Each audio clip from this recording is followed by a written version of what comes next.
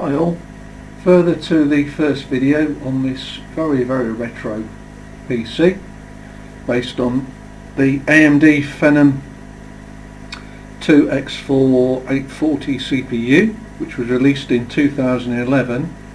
Now first of all, I've gone into the NVIDIA control panel and set, which you probably won't be able to see on this camera because it's not that great, power management mode I've set to prefer maximum performance, and texture filtering I've set to high performance. So make sure those are set. Now between each gaming or benchmark session I always give the system a restart, because I did run one benchmark after the other, and the second benchmark result was lower than after a full system restart, so it's always worth doing that. Now I've run Heaven and Valley, which are more GPU based, and looking at the results, just close that. For Heaven on the high preset we're going to score 1173. Now the minimum and maximum frame rates differ significantly. Minimum is 8 and maximum is 86, so in certain parts of that bench test there would be a bit of stuttering, and I'm pretty sure that the combination of that CPU and graphics card are to blame for it. Ideally you want those two as close as possible. And on Valley, get the score of 1674 on the high preset, same thing, and there's quite a big difference between minimum and maximum. 13 minimum and maximum 70. So with this setup, unfortunately, you are going to get, I would imagine, game stuttering, depending on the game and what settings you put in the game menu. I would always start off with the minimal settings you can in each game, just to get as much out of this system as possible and to reduce any stuttering. So what I'll do is I'll start up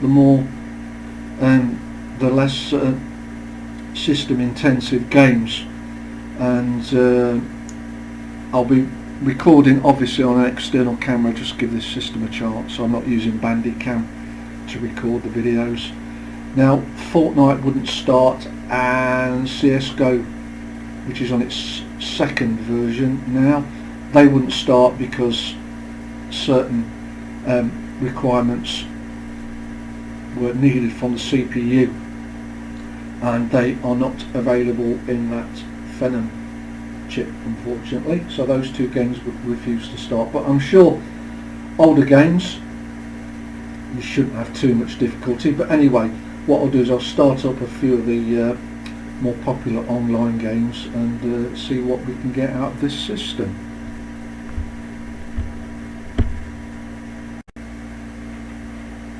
So up first we have Rocket League.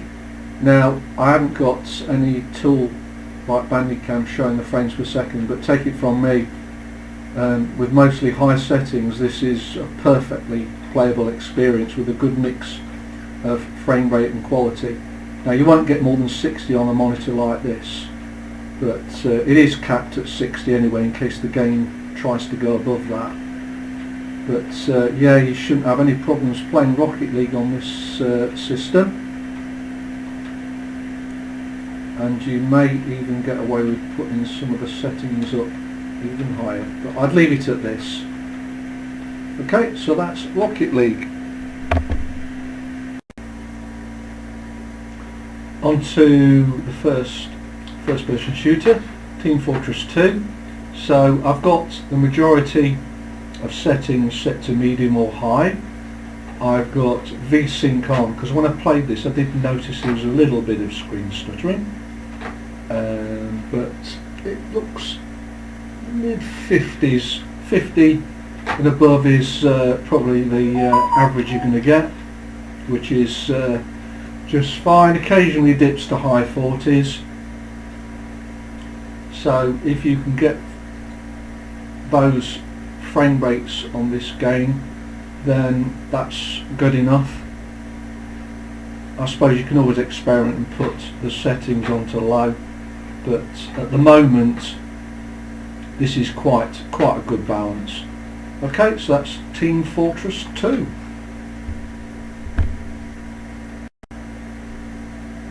Now I think of all the free online games, Zula is probably the least taxing, but it's still a great game.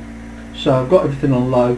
I mean, on this size monitor, it looks alright to me. So we're getting about 60 frames per second. I'm sure once things start happening though, that rate will dip a touch. It's not my most favourite level, this one. It seems to be just all about sniping, and it's very difficult to sort of, well, for me it is, to get close to any of the enemy players.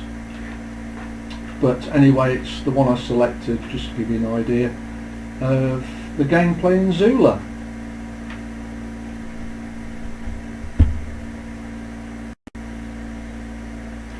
And here's a great looking game called Paladins, and with the majority of settings set to high at the moment, it's getting 50 and above, mid 50s, so there's obviously some headroom to maybe put the settings up to very high, but to be honest, I'd leave things as they are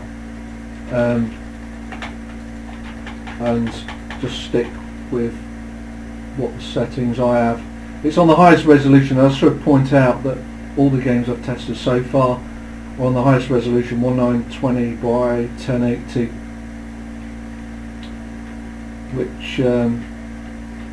which is just fine. If you do get any screen tearing, just switch on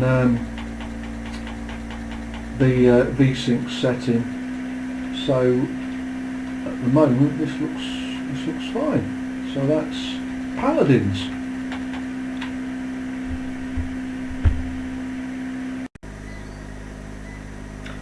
This is Valorant on a practice level.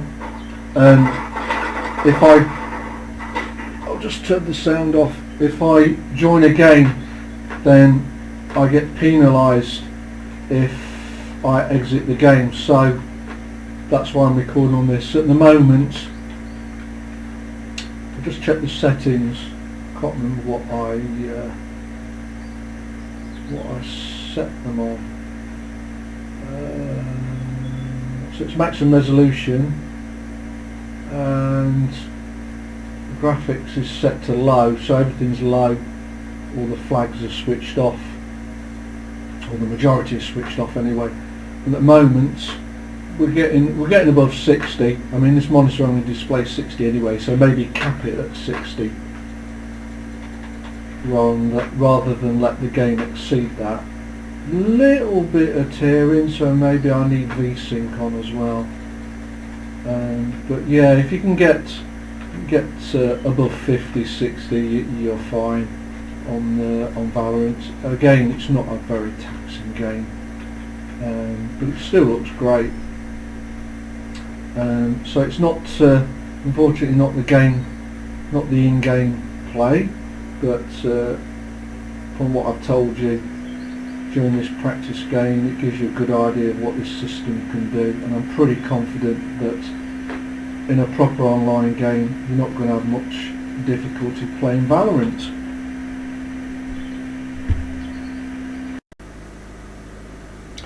So just to recap, if you want to play some older games or some of the less taxing online games that I've demonstrated, then this system will do it.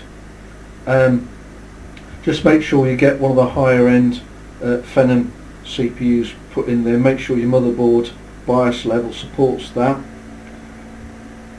and get a decent hard drive. Now I did notice in the BIOS that the more efficient mode for SSD drives, AHCI, was not supported, so I didn't think it worth putting an SSD in there. If you've got a fresh copy of Windows XP, then the system will support that.